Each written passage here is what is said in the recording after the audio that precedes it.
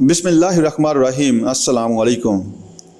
سامع، نبی اکرم صلی اللہ علیہ وآلہ وسلم کے ساتھ ہمارے تعلق کی 4 بنیادوں میں سے اولین بنیاد ایمان ہے اور دوسری توقیر و تعظیم۔ ایمان و تعظیم ہی کا لازمی تقاضا یہ ہے کہ رسول اللہ صلی اللہ علیہ وآلہ وسلم کی پورے طور پر اطاعت کی جائے، اور یہ کہ ہمارے دلوں میں آپ صلی اللہ علیہ وآلہ وسلم کی محبت خود سے اور دوسرے تمام انسانوں سے بڑھ کر ہو۔ ان دونوں چیزوں کے اجتماع کا نام اتباع رسول صلی اللہ علیہ وآلہ وسلم ہے، جو فی الاصل مطلوب ہے۔ نبی اکرم صلی اللہ علیہ وآلہ وسلم سے ہمارے صحیح تعلق کی تیسری بنیاد نصرت ہے۔ اس نصرت کی ضرورت نبی صلی اللہ علیہ وآلہ وسلم کو اپنے کسی ذاتی کام کے لیے نہیں، بلکہ اپنے مشن کی تکمیل یعنی غلبہ دین کی جدوجہد میں انہیں معاون اور دست و بازو درکار ہیں۔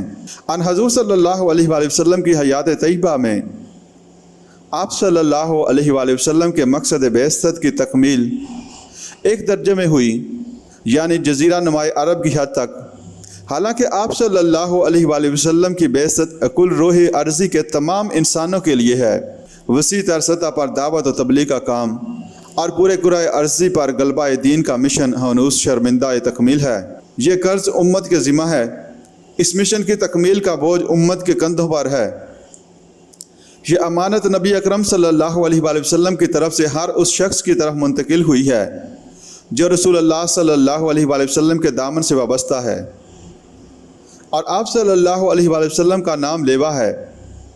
ان حضور صلی اللہ علیہ وآلہ وسلم کے ساتھ ہمارے صحیح تعلق کی چوتھی بنیاد اتباع قرآن مجید۔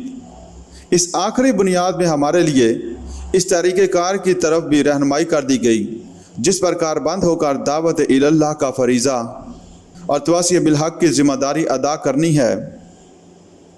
اس کتاب کو مضبوطی سے تھام کر اس کے دائی، علمبردار اور پیغامبر بن کر ہمیں دنیا کے سامنے کھڑا ہونا ہے۔ رسول اللہ صلی اللہ علیہ وآلہ وسلم کے مشن کی تکمیل کے لیے جدوجہد کا صحیح طریقہ ہے، اور اسی میں دنیاوی و آخروی فوز و فلاح مضمر ہے۔